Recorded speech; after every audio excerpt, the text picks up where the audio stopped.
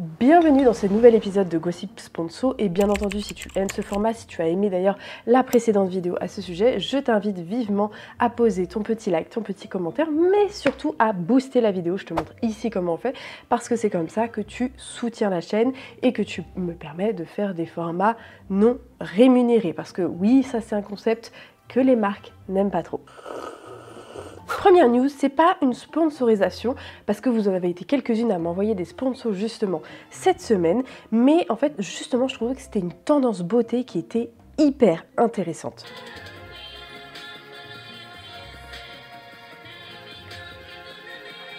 Je sais pas si tu as bien vu, mais il y a écrit Day One with Masking Tape. C'est la nouvelle tendance du moment.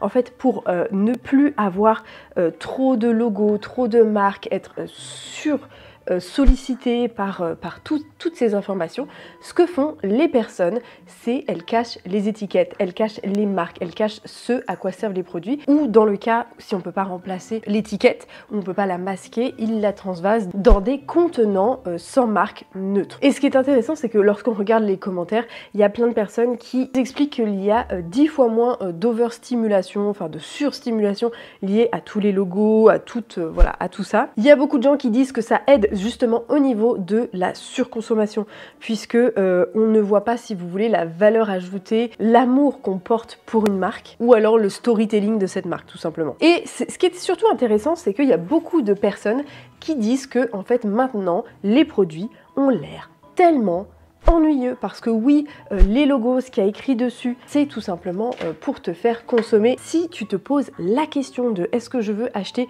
ce produit parce qu'il me fait réellement envie, parce que j'en ai réellement besoin pour mon teint, pour que sais-je, pose-toi la question, est-ce que tu aurais autant envie de l'acheter s'il n'y avait ni logo, si ça s'est pas attaché, si tu veux, à une marque que tu aimes, avec une forte image de marque, avec une forte valeur perçue. Mais ce qui est un petit peu paradoxal, c'est qu'il y a des créateurs justement qui s'en servent, qui se servent de cette trend du masking tape en fait, pour créer, si tu veux, de l'attente, pour créer du mystère et vouloir découvrir quelle est la marque du produit qu'on est en train de s'appliquer sur la face. Alors c'est bien parce qu'il y a certaines personnes qui veulent rompre avec l'espèce de saturation publicitaire dans l'environnement dans lequel on est, mais à la fois ça peut justement être une pub indirecte, en tout cas qui crée une attente, qui crée une interrogation. Donc à voir comment cette pub va évoluer, mais je vous avoue, moi j'aime beaucoup cette trend, je trouve ça hyper intéressant. Next news. Cédric Grolet et Guizou sort ce week-end. J'ai pu tester en avant-première les 3 pâtisseries. Cette collaboration gourmande est née pour la sortie des 3 nouveaux lip oil de chez Guizou, sont au goût et aux couleurs des pâtisseries. Je vais donc vous partager mon opinion sur ces 3 pâtisseries. Premier, j'ai commencé par la Vanilla Glaze, couleur rose et goût vanille comme le lip oil. C'est pour moi la meilleure des 3. Si vous pouvez en goûter qu'une seule, c'est celle-ci que je vous conseille. Deuxième, c'est la Sticky Toffee qui a des notes de caramel. En général, le caramel, c'est pas ce que je préfère, mais là, ça s'accordait tellement bien. Elle est directe, elle est en top 2. Et j'ai pu terminer par la Milky Mocha. Et je pensais que j'allais la préférer à la Sticky Coffee, mais ça n'a pas été le cas. Elle est super bonne, très chocolatée si vous aimez,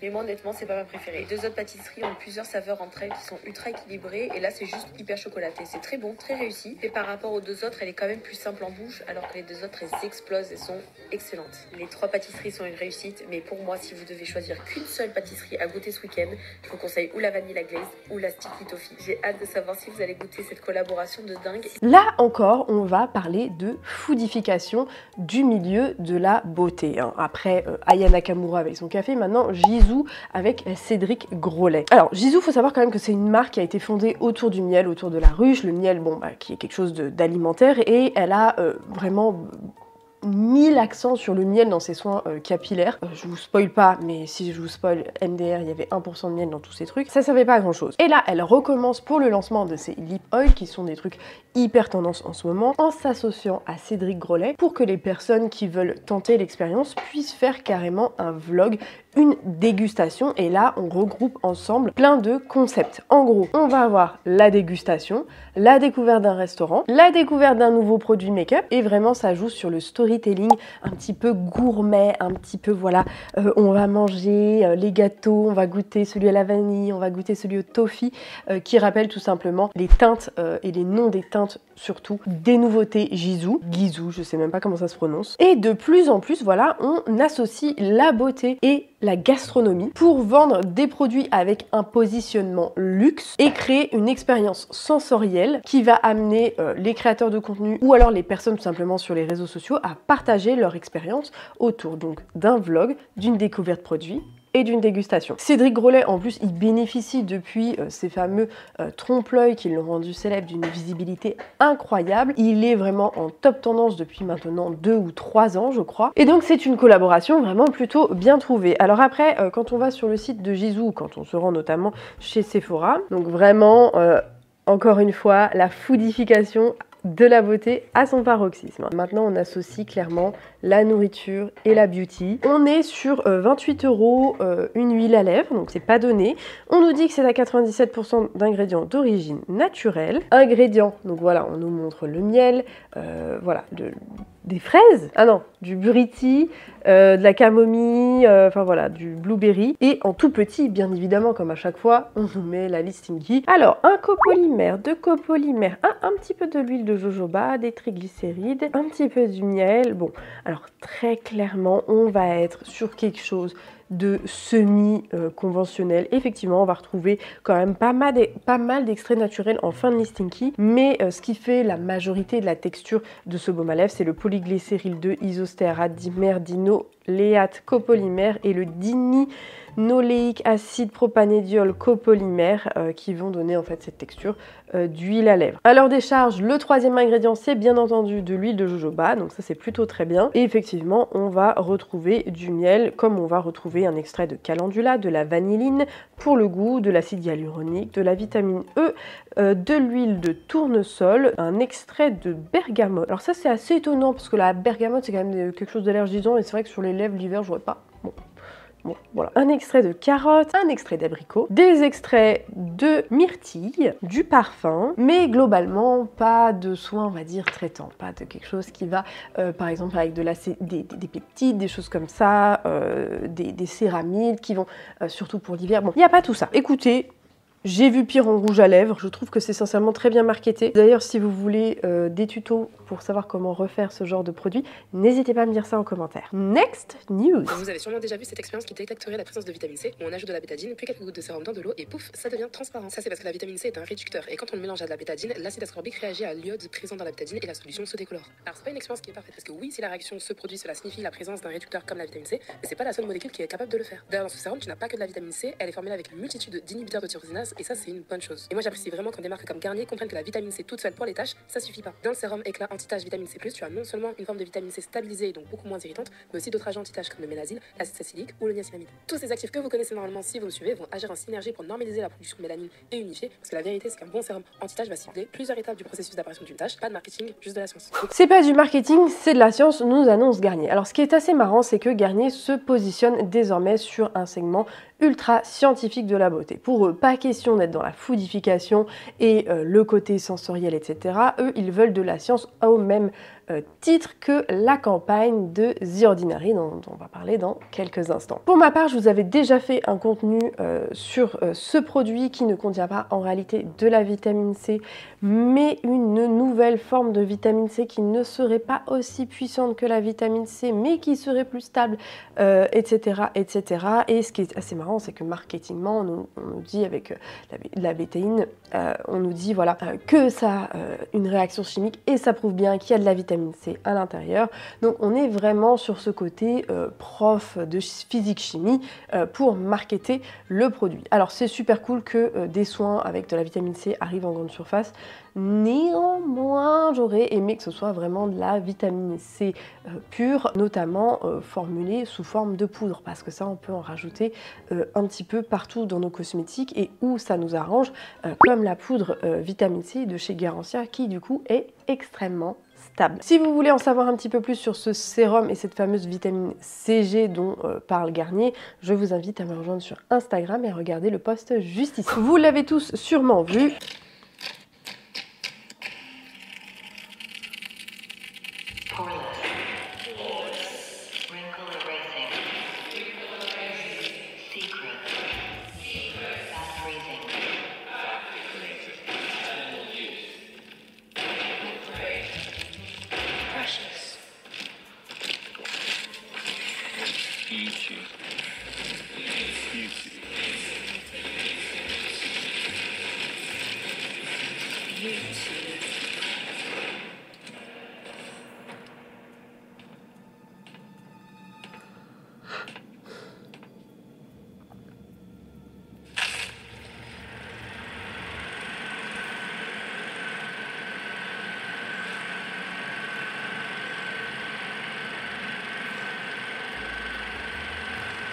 C'est hyper intéressant. The Ordinary nous fait une nouvelle campagne publicitaire où on nous montre que désormais on est l'esclave de nos routines beauté. On l'a bien vu avec tout, voilà, les massages, les trucs, les bains en glaçons, le rétinal, etc., etc. On se rend compte que désormais nous, surtout en tant que femmes, on est esclave du coup de cette industrie de la beauté, qu'on est toujours poussé à faire plus, à utiliser plus de devices, plus d'actifs, plus pour rester jeune et avoir les privilèges qui en découlent, c'est-à-dire en général une meilleure perception par autrui, une meilleure visibilité et surtout cette espèce de secret de la jeunesse éternelle, n'est-ce pas? Et à la fin, on nous montre le tableau périodique des éléments de Mendeleïev. D'ailleurs, je vous avais fait une vidéo sur The Ordinary qui est pas loin des 1 million de vues il y a 6 années. Et donc là encore, on nous montre voilà à quel point c'est scientifique The Ordinary, sauf que là on est sur la périodique fable, donc la fable périodique, pas le tableau des éléments périodiques de Mendeleïev. Il y a écrit que c'est une table périodique scientifique avec 0 science à l'intérieur. Cette annonce a fait énormément de bruit dans l'industrie de la beauté, puisqu'elle tourne en ridicule absolument toute l'industrie de la beauté, vous entendez bien. Et donc il se positionne en sauveur du marché de la beauté. Encore une fois, c'est assez flagrant parce qu'en fait c'était une marque qui avait une énorme hype il y a 6-8 ans et maintenant comme il y a plein d'autres marques qui ont sorti plein d'autres actifs, etc. Et en fait ils veulent essayer de rattraper en fait ces parts de marché là. Des gens tout simplement qui se détournent parce que c'est devenu un peu trop boring, The Ordinary, c'est des packaging qu'on a vu, revus. Il n'y a pas eu énormément de grandes nouveautés, de grandes sorties. Leur best-seller, ça fait des années, voilà, le tonique à l'acide glycolique que j'ai moi-même dans ma salle de bain, ça fait des années qu'il est sorti. Enfin bon bref. Et donc là ce qu'ils nous disent sur leur site, des promesses vides et des standards de beauté impossibles à atteindre et des ingrédients overhype, notre industrie nous a appris la beauté de la mauvaise manière. Et donc là quand tu cliques dessus, oh, toxin free, ah tiens, toxin free, we are going to talk about it, monsieur The Ordinary. Donc free from toxin should be a basic requirement, not an added product benefit. Dois-je encore vous le rappeler qu'aujourd'hui, nous avons des toxines présentes dans nos tampons. Et il se peut qu'il y ait des contaminations croisées parmi certains ingrédients, puisque nous n'avons pas, voilà, toutes les informations en tant que consommateur. Hein. Il faut savoir qu'il y a encore pas loin de 30 ans, les listings n'étaient pas obligatoires sur les ingrédients. Donc bon, c'est bien gentil de se placer en grand sauveur, mais je trouve ça un petit peu gênant. Et là, par exemple, SF sulfate free, supprimer les sulfates, considérant que ce sont des tensioactifs assez doux à la bonne concentration. La science est dans la formulation, pas en fuyant certains ingrédients. Alors moi je veux bien, mais comme on le sait, les cheveux bouclés ont une structure particulière, on n'a pas tous la même génétique, et les personnes aux cheveux bouclés produisent généralement moins de sébum, et même s'il n'y a pas une énorme concentration de sulfate dans les shampoing, bah ça décape en fait énormément le sébum et ça abîme nos boucles et ça crée des frisottis, etc. Et on va tout simplement préférer des soins avec des tensioactifs beaucoup plus doux, beaucoup plus respectueux de notre fibre capillaire. Je suis la première à avoir testé un shampoing qui décape pas les boucles avec des sulfates. Surprenez-moi. Et alors ce qui est intéressant, c'est qu'ils se mettent en porte-à-faux avec la clean beauty. L'idée que certains types de beauté sont unclean, is unhelpful, ne n'aide absolument en rien. Injuste et dérégulé. Bah, en fait, la clean beauty, c'est juste qu'on n'a pas envie de produits lourdement modifiés chimiquement avec des huiles minérales qu'on peut ingérer, notamment dans le rouge à lèvres. On vous rappelle encore le scandale des parabènes et sûrement dans quelques années, on va se rendre compte qu'il y a d'autres scandales avec d'autres ingrédients parce qu'on aura fait d'autres découvertes dans le cas de certaines maladies avec le cancer, etc. On va se rendre compte qu'il y a effectivement certaines molécules qui ont ce fameux effet cocktail et les consommateurs pour moi ont le droit de choisir des cosmétiques avec le moins de produits toxiques, transformer des produits avec un sourcing éthique, local. Enfin bon voilà, ils veulent se positionner en nous sommes les meilleurs, nous on vous raconte pas de bullshit. Laissez encore les consommateurs faire ce qu'ils veulent faire, n'est-ce pas? Next news. Celle-là vous me l'avez beaucoup envoyé. Coucou tout le monde, j'espère que vous allez bien. Aujourd'hui on se retrouve dans un Get Ready With Me pour aller... J'ai utilisé la nouvelle gamme Perfect Curl de chez Apoa, une routine en 5 étapes formulée à 97% d'origine naturelle. La routine convient aux cheveux ondulés, bouclés, frisés et même crépus. Et si jamais tu veux savoir comment j'ai fait, je pourrais même te montrer la routine dans une prochaine vidéo. Encore une énième marque pour des cheveux bouclés, c'est Apoa, la fameuse huile de monoï, la fameuse huile de l'été qui se lance sur le créneau des cheveux bouclés. Alors ce qui est intéressant, c'est que Apoa, moi c'est une marque que j'ai beaucoup aimée pour leur parfum estival. Ça sent bon, c'est chaud. Et effectivement, je trouve ça sympa d'avoir une gamme pour cheveux bouclés, pour Apoa, pour l'été. Là, je vous avoue, ça m'a un peu hype. Voilà, je vous le dis. Après, est-ce que la composition, ça suit? C'est dommage juste de le sortir au mois d'octobre. Pourquoi un partenariat au mois d'octobre pour Apoa? Mais marketez-moi ça au mois de mai, quoi. Enfin, au mois de mai, mois de juin. Bah oui, moi aussi, je veux une routine Apoa, sentir le monoï dans les cheveux, parce que de toute façon, on sait qu'aujourd'hui, le parfum, c'est quelque chose d'ultra tendance actuellement. Ça fait totalement sens de sortir une gamme pour les cheveux parfumés en accord avec l'été. Je trouve ça hyper cool. Putain, c'est où? Oh là là. Eh, leur boutique, elle est nulle à chier. Pardon Apoa, excusez-moi, mais votre boutique elle est pas bien faite. Alors voici la nouvelle marque des cheveux Apoa. Donc le packaging, franchement, moi je le trouve bon, il est... Bon, voilà, on va pas faire...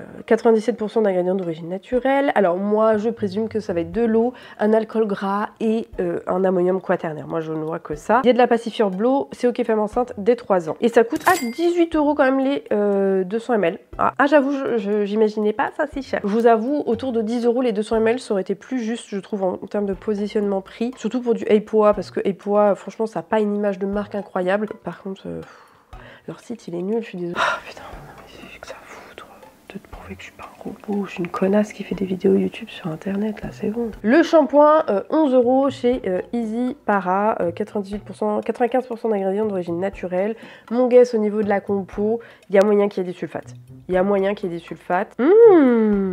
J'ai été mauvaise langue. Non là franchement je suis agréablement surprise. C'est de l'eau, de la glycérine, donc c'est bien, ça va bien hydrater les boucles. Et 2 tensioactifs, on va dire, qui sont ok bio-friendly, donc ça c'est cool. Après on va avoir du parfum, là c'est pas pour me déplaire. On va avoir un petit ammonium quaternaire un petit peu voilà au milieu pour bien plaquer. On va avoir quelques extraits naturels. Écoutez, plutôt une agréable surprise. Le masque démêlant sur Easy Para, il est vendu à 13,39 €.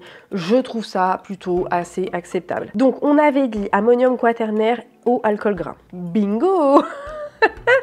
Eau, alcool gras, cétéril-alcool, glycérine pour l'hydratation et distéaroéthyl-dimonium chloride, donc le fameux ammonium quaternaire pour bien démêler, bien faire glisser. Ensuite, on va avoir de l'huile de coco, du beurre de karité, des esters de jojoba, du parfum, du stéaramidopropyl déméthylamine, qui est un autre ammonium quaternaire, de la coenzyme A. On va avoir pas mal d'extraits naturels. 3e ammonium quaternaire avec le guaridroxypropyltrimonium chloride, mais qui doit être peu dosé, je pense. C'est dommage, on n'a pas de protéines. Bon, écoutez, pour moi, c'est un masque qui va démêler et apporter un petit peu de nutrition pour les boucles. C'est dommage que pour l'été, ça soit pas quelque chose enrichi en protéines, enrichi en sucre. Je trouve ça un petit peu dommage. Ils auraient pu ajouter voilà, des protéines pour que nos boucles soient plus fortes. Maintenant, la crème sans rinçage. Donc, Perfect Curl, 97% d'ingrédients d'origine naturelle, à la passiflore bio. On est à 15 € les 250 ml. Et bah écoutez, je suis agréablement surprise. Donc, on est sur de l'eau, de la glycérine, un alcool gras, du glycérylstéarate SE et du béantrimonium chloride. Donc, c'est un ammonium quaternaire, des esters de jojoba, du beurre de karité, de l'huile de coco, un autre ammonium quaternaire, du jus d'aloe vera, il y a un petit colymère, bon, 2 petits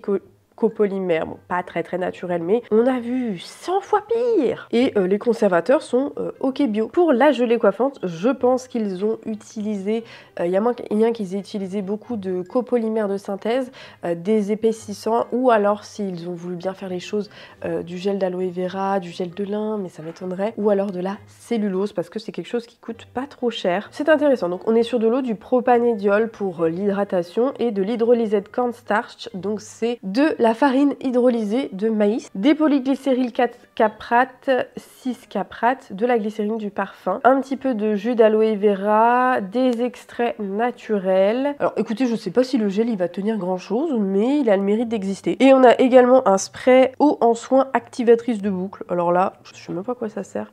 Une application quotidienne. Ah, c'est pour retoucher tes cheveux quotidiennement. Ok. Bah là, je pense que c'est de l'eau, de la glycérine et des extraits naturels. Oui, voilà, c'est ça. De l'eau, de la glycérine et du sorbitol, qui est un dérivé de sucre et du parfum, et du xéthylglucoside, qui est également un dérivé du sucre, et de l'androxyxylitol, qui est un dérivé de sucre. Voilà, et des extraits naturels. Et c'est pas mal, franchement. Vous savez quoi? Et pas, si vous passez par là, moi je serais grave tentée de recevoir vos produits. Parce que franchement, ça c'est une gamme. Je pense que j'achèterais bien pour l'été. Genre si je pars en vacances et tout, je serais ravie de retrouver ça dans un supermarché. Pour être honnête, tu sais, pour te mettre dans le mood de l'été. Les produits restent à peu près accessibles. Donc ça c'est plutôt pas mal. Pour rester dans le thème du capillaire. Alors là, c'est pas une sponsorisation dont on va parler, mais c'est d'un bad buzz. Et si tu es un petit peu dans le domaine du capillaire, personne n'a pu passer à côté de cette news. Depuis 24 heures, cette affiche pensée par la marque Evas Hair, montrant une femme arrachant la perruque à une autre femme, fait un méga bad buzz extrait. Je suis tombée sur une affiche. C'est quoi ça, s'il vous plaît? Coiffeuse suivie, internautes et même professionnels s'insurgent face au message choquant de cette affiche. La raison, un double message. Côté marque, une promesse de libération, d'indépendance face au diktat capillaire. Et de l'autre, une banalisation de la compétition entre femmes noires et surtout un cliché, un stéréotype véhiculé par cette campagne diffusée dans les métros parisiens, donc auprès du grand public. Aussi, après une gestion de crise insuffisante, avec ce seul commentaire en réponse, la marque qui promeut actuellement son nouveau produit, son baume fondant, a rapidement présenté ses excuses sur Instagram, complétant d'un live ce soir pour clarifier la situation. Extrait. Et je vous présente nos plus sincères excuses. Cette campagne n'a jamais eu pour but d'opposer, mais de célébrer le choix, la liberté et la pluralité des femmes aux cheveux afro. Ce qui est essentiel en communication, en complément d'une action terrain. Va-t-elle modifier l'affiche, la retirer? Affaire à suivre. Mais pour minimiser l'impact de cette crise sur le passif marque, sous un doute son action lobbying qui a permis de faire passer la loi contre la discrimination capillaire, et de mettre en avant la qualité des produits haïtiens, la marque qui organise son événement annuel aux côtés de figures d'autorité comme Rokhaya Diallo devra bien nourrir son brand love au sein des prochaines opérations pour éviter que le brand hate reste dans l'imaginaire collectif. Alors, il s'agit de cette affiche qui a fait énormément de polémiques. Vraiment, il y a eu beaucoup de polémiques et c'est vrai que lorsqu'on regarde l'affiche, alors on peut pas le nier, il y a quelque chose qui passe pas. Voilà, il y a quelque chose qui passe pas. Surtout en ce mois d'octobre rose où forcément c'est l'honneur aux femmes qui sont atteintes de cancer, et qui dit cancer, qui dit perruque dans la majorité des cas. Du coup, effectivement, ça peut être perçu comme quelque chose de très violent. Pourquoi? Parce que la femme qui est en contrebas, enfin voilà, c'est vraiment, là on est sur l'analyse d'une image façon prof de français, mais forcément quand on se pose 30 secondes devant l'image, on voit que cette femme, elle est en contrebas, elle est assise, elle est entre guillemets en position de faiblesse, et elle paraît surprise, interloquée de voir sa perruque volée. Effectivement, le message qui passe n'est sûrement pas celui que la marque a voulu faire passer au vu de ses excuses. D'ailleurs, je suis pas affiliée à Evas Hair ou quoi que ce soit. Je sais pas ce qui s'est passé dans le processus créatif. Vous savez, quand on met en place une pub comme celle-ci, pour avoir été moi-même dans le métro, je peux vous assurer que on avait essayé d'être les plus inclusifs possible. Il y avait une femme d'origine caucasienne blanche, une femme d'origine guadeloupéenne mais perçue comme blanche, et il y avait également deux autres personnes d'origine martiniquaise et guadeloupéenne sur l'affiche avec moi, et je représente du coup le petit melting pot là, on sait pas quoi, forcément mi-française, mi des pays de l'Est, mi-indienne. Il y avait eu également pas mal de backlash par rapport au fait qu'il y ait trop de femmes perçues comme blanches, alors que techniquement il y avait 4 femmes racisées sur 5 et qui représentaient chacune une typologie de cheveux pour lesquels les soins étaient adaptés. Et sincèrement, en fait, dans ce processus créatif, moi je pense pas qu'il y ait eu une énorme équipe de com, qu'il y ait eu 35 personnes qui se soient penchées sur comment il faut prendre la photo, etc. En fait, je pense qu'il y a eu plein de photos de prise. C'est pas pour les dédouaner, mais je pense qu'il y a eu un mauvais choix sur la photo parce que on changeait un seul détail de cette photo. La femme, au lieu d'avoir un visage surpris, si elle avait un visage souriant, je pense que le message serait passé, mais en même temps, en fait c'est tout bête, je me dis si ça se trouve, ils ont fait 50 millions de photos différentes avec 50 000 têtes de la femme du coup qui porte la perruque, ou même si on avait justement proposé, tu sais, 2 perruques comme ça, laquelle tu veux choisir, et elle la prend et elle sourit, tu vois, peut-être que ça aurait été perçu de façon totalement différente, et je pense que le choix d'ailleurs aurait été plus judicieux, parce que c'est vrai que sur une seule image, c'est vrai que c'est ultra difficile de faire passer ce message. Sur une vidéo, c'est bien plus simple, par contre sur une image... Et malheureusement, c'est ce qui s'est passé, le message n'est pas passé parce que le visage de la modèle est perçu comme une attaque, comme quelque chose de non consenti, et c'est totalement légitime de penser ça. Ou alors de lui donner le choix de la perruque ou du baume, par exemple, genre est-ce que tu veux le nouveau baume ou la perruque? Je pense que ça aurait été 1000 fois plus judicieux. Je ne sais pas pourquoi il y a eu ce choix qui a été fait. Il y a eu beaucoup de gens qui ont appelé au boycott de cette marque. Je pense qu'il faut donner le bon soupçon aux gens. Pour moi, cette marque, elle a déjà démontré par le passé qu'elle était ok avec le fait que des femmes noires portent des perruques, ne portent plus de perruques pour leurs cheveux naturels. Je pense que fondamentalement, la créatrice comprend les tenants, les aboutissants, et comprend aussi que par moment, on n'a pas envie de se faire chier, de porter nos cheveux naturels. Et elle l'a montré, il y a des choses qui ont été filmées sur les réseaux sociaux, comme quoi ça visiblement ne lui posait pas de soucis. À mon sens, ça fait pas sens de vouloir boycotter cette marque à cause d'une erreur de choix de photos. Pour moi, l'explication, elle est là. Je pense qu'il faut sincèrement donner le bon soupçon. En tout cas, j'espère que la marque saura rebondir, saura tirer profit de toute cette médiatisation qu'elle a pu obtenir, qu'elle pourra se servir de cette visibilité, peut-être pour changer l'affiche, peut-être pour montrer également toutes les autres photos du shooting, nous expliquer aussi pourquoi elles avaient retenu celle-là, même si c'est un mauvais choix dans le fond, mais pourquoi elles se sont dit que c'était une bonne idée, peut-être que c'est quelque chose qui serait intéressant, parce que c'est vrai qu'on ne voit jamais le processus créatif des marques, et là c'est vrai que c'est un énorme faux pas, mais qui leur donne beaucoup de visibilité, et j'espère sincèrement qu'ils sauront en tirer profit, parce que je pense pas sincèrement que ce soit une marque qui dénigre les femmes qui portent des perruques, je peux pas le croire ça. En tout cas, pour moi, il faut leur donner le bon soupçon. On fait tous des erreurs dans la vie. Il y a toujours un moment où on se plante. Il y a des moments où on dit des trucs qui sont mal compris. Et pour moi, là, c'est ça. Alors oui, peut-être des gens qui auraient pu dire écoutez, là, je suis pas sûre de votre affiche, etc. Donc, écoutez, voilà. Donc j'espère sincèrement que la marque saura rebondir, que les gens ne vont pas trop leur en tenir rigueur. Bon, bien évidemment, si ça se répète, hein, vu que là, c'est un événement très isolé... J'ose espérer que ça va pas se répéter, mais sincèrement, ouais, j'espère que la marque saura rebondir, j'espère que les gens sauront faire table rase de ça, et surtout qu'elle propose quelque chose d'innovant pour rebondir sur ce faux pas et pour présenter, entre guillemets, à nouveau une autre forme d'excuse aux personnes que cette affiche, une autre forme d'excuse aux personnes que cette affiche a blessées. Voilà, c'était ça la phrase française. J'espère que tu as passé un bon moment avec moi. N'hésite pas à liker, commenter, à me dire ce que tu as pensé de cette polémique. Et moi, je te dis à très bientôt pour une nouvelle vidéo.